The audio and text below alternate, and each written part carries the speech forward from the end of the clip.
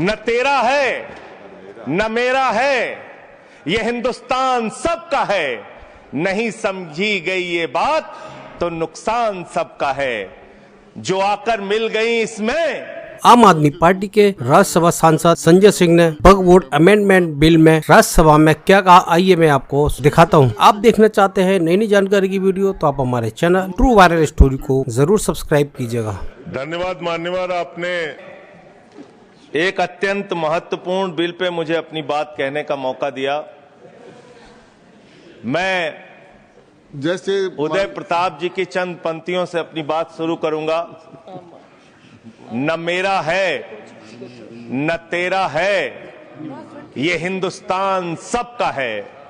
नहीं समझी गई ये बात तो नुकसान सबका है। न तेरा है न मेरा है, ये हिंदुस्तान सबका है। नहीं समझी गई ये बात तो नुकसान सबका है। जो आकर मिल गई इसमें वो दिखलाई नहीं देती। जो नदियां मिल गई इसमें वो दिखलाई नहीं देती। महासागर बनाने में मगर एहसान सबका है।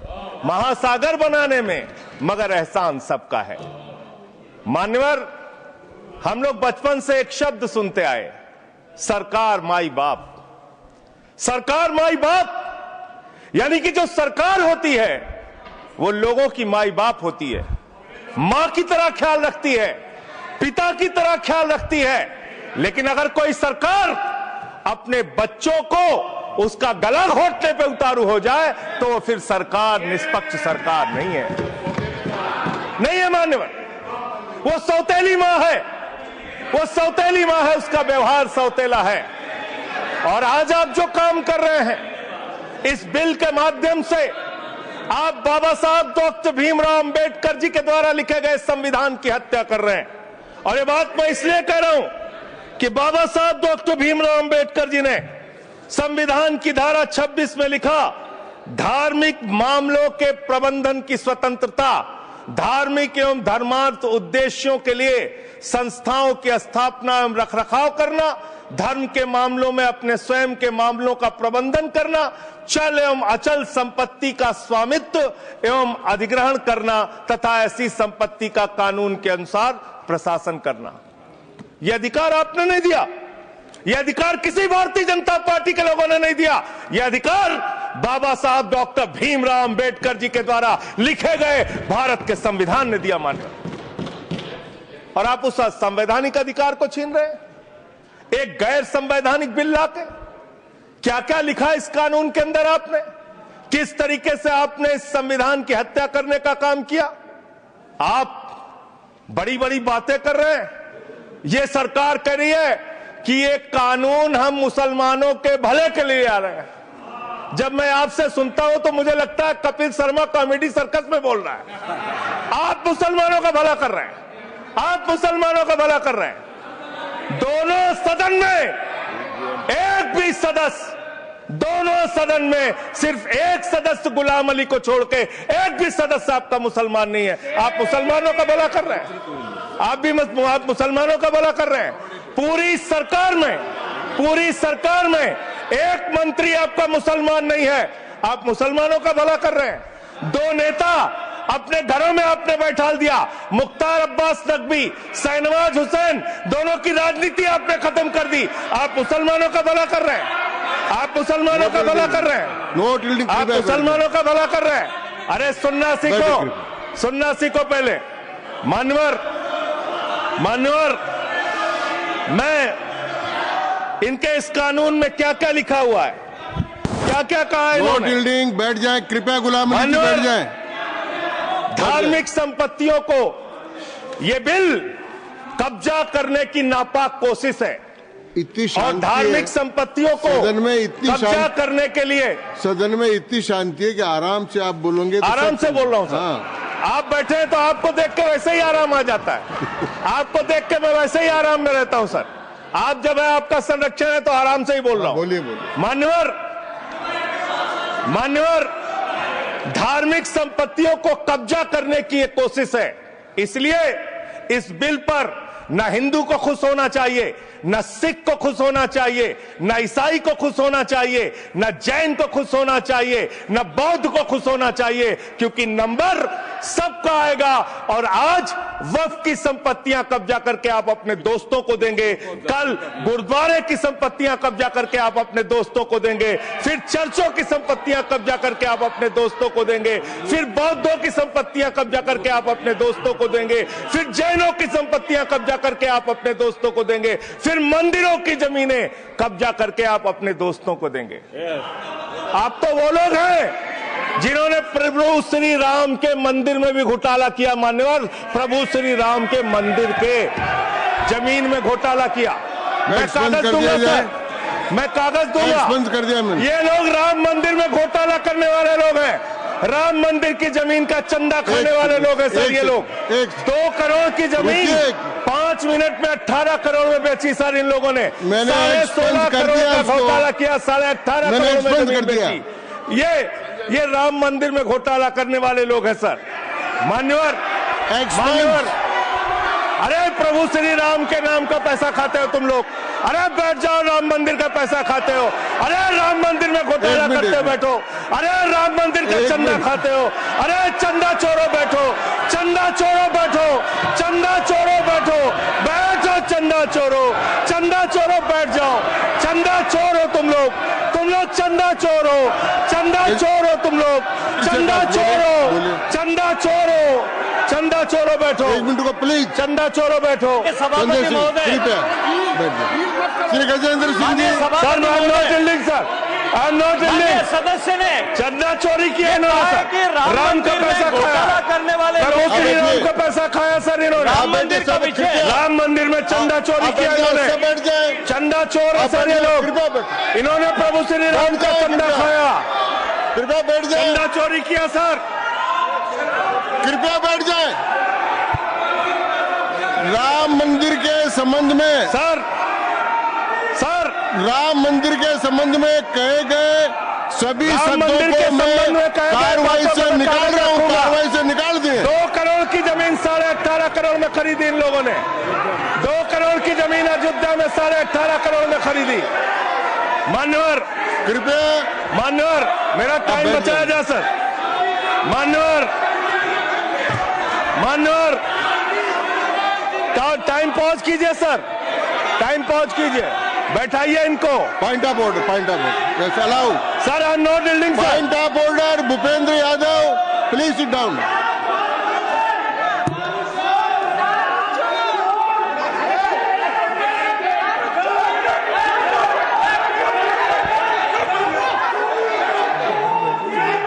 भाई पॉइंट ऑफ ऑर्डर मैंने दिया, आप जाइए स्थान पर, कृपया अपने स्थान पर जाएं। मैंने व्यवस्था का प्रश्न उठाने का मौका दिया भूपेंद्र जी यादव को। आप सब लोग अपने स्थान पर जाएं, कृपया अपने स्थान पर चले जाएं, कृपया अपने स्थान पर जाएं, सबको चोर बना, कृपया बैठे। चोरी में जेल दे रहे हैं। मैंने भूपेंद्र जी, कृपया बैठ जाए, कृपया।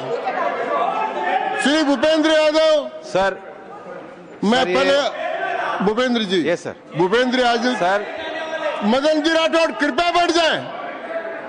सर ये कृपया, मैंने भूपेंद्र जी यादव को व्यवस्था का प्रश्न उठाने की अनुमति दी है, लेकिन मैं पहले बता दूं कि राम मंदिर के बारे में जो कुछ इनको कहा मैंने उसको एक्सपेंस कर दिया है, वो कार्रवाई का हिस्सा नहीं है।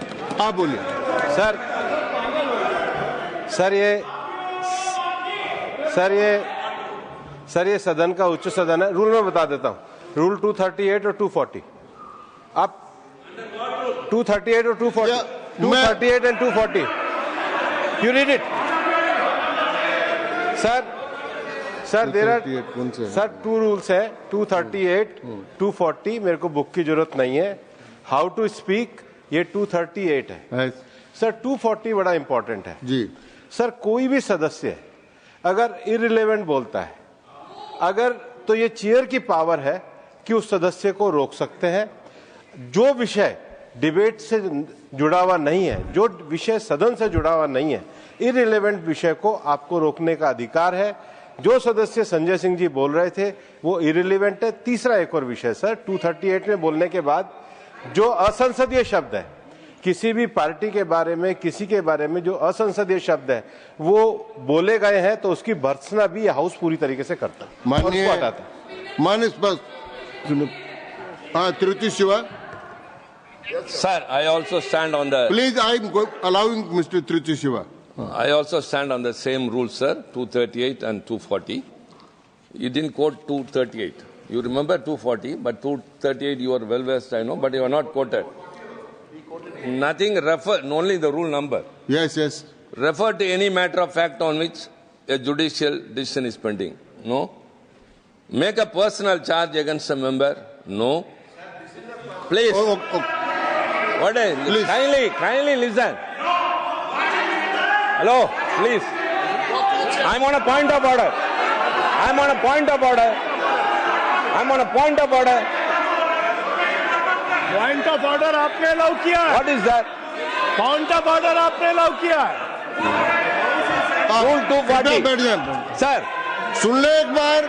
sir. मैं निर्णय मुझे करना, आप तो सुन तो लें। आप बैठे। Mr. Vice Chairman, only 240. 240 which is मैंने quoted, दोनों say- 238, Sir, sir. 240 दोनों देख लिए। Please, sir. हाँ। Rule 240 says, the chairman, after having called the attention of the council to the conduct of a member who persists in irrelevance or in tedious repetition, you didn't call, sir. Whether it is irrelevance or repetition has to be decided by the chair. So, the chairman. आप सुनो ना भाई, please. Hello, please. I'm speaking to the chair. Please तो I'm speaking to the chair. इधर देखिए ना। Sir, it is we leave it to your discretion and Yes. decision, sir. Yes. And not it is repetition or irrelevance can be decided by any other member, sir. Only you, sir. Okay, thank you. मैंने श्री भूपेंद्र जी यादव ने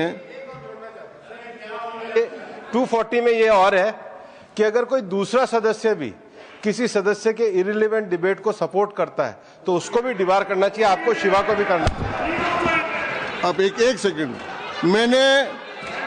मेरी व्यवस्था यह है कि 238, 240 के अंतर्गत मैंने ऑलरेडी जो असंसदीय शब्द थे वो और राम मंदिर के बारे में, क्योंकि ये विधेयक की परव्यू में नहीं आता है, इसलिए मैंने राम मंदिर के बारे में इनके लगाए गए इलेक्शन और असंसदीय शब्दों को कार्रवाई से निकाल दिया।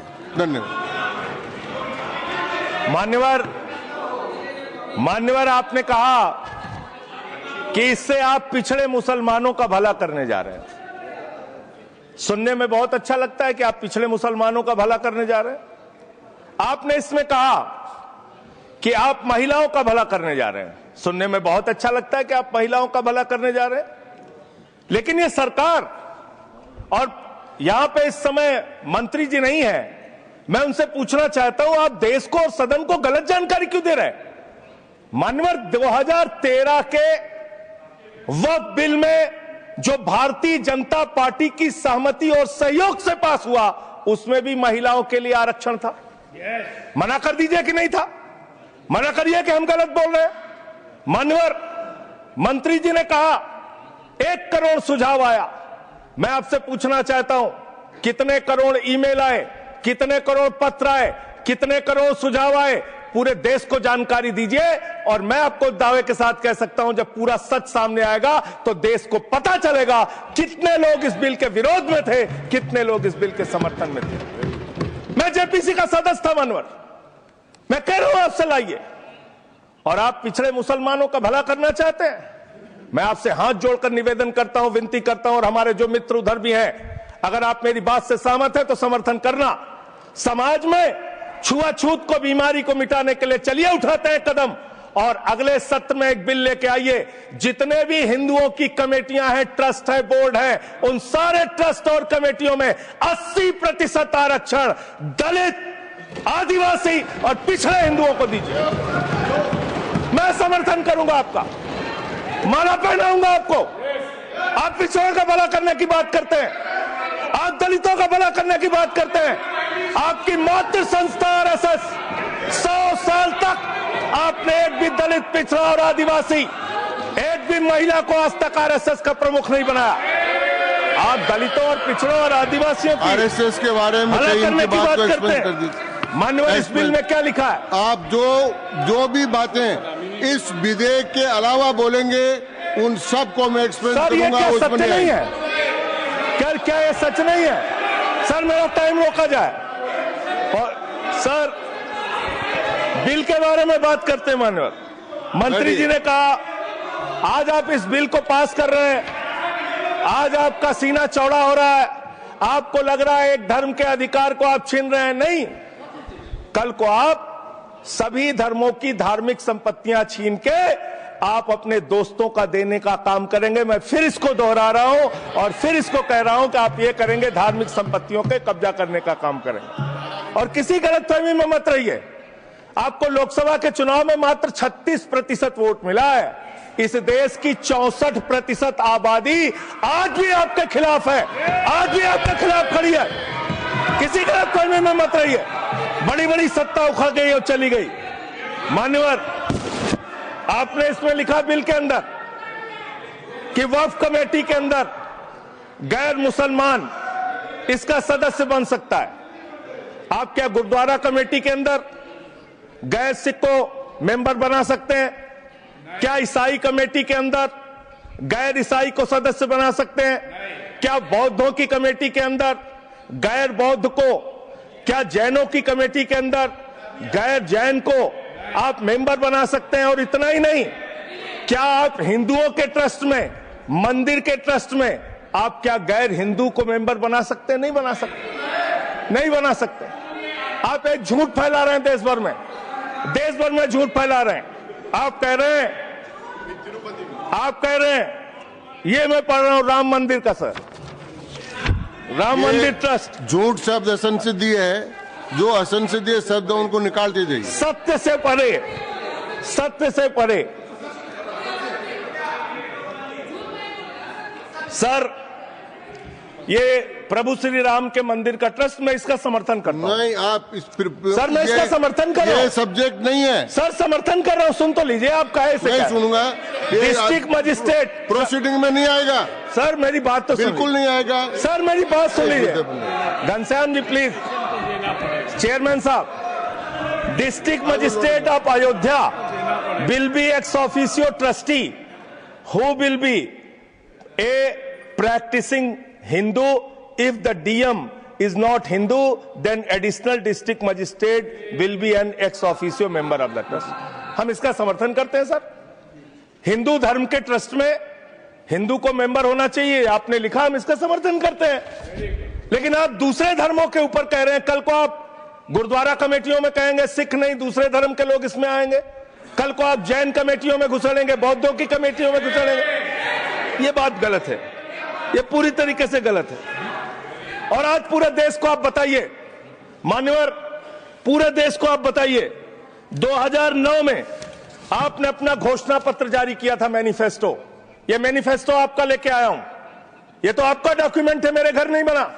इस मैनिफेस्टो में लिखा है इन्होंने कि 2009 के मैनिफेस्टो में लिखा है कि वक्फ की जमीनों पर जो अवैध कब्जे हुए हैं, के.आर. रहमान की कमेटी की रिपोर्ट के हिसाब से हम मुस्लिम धर्म गुरुओं के साथ बातचीत करके उसको खाली कराने का काम करेंगे।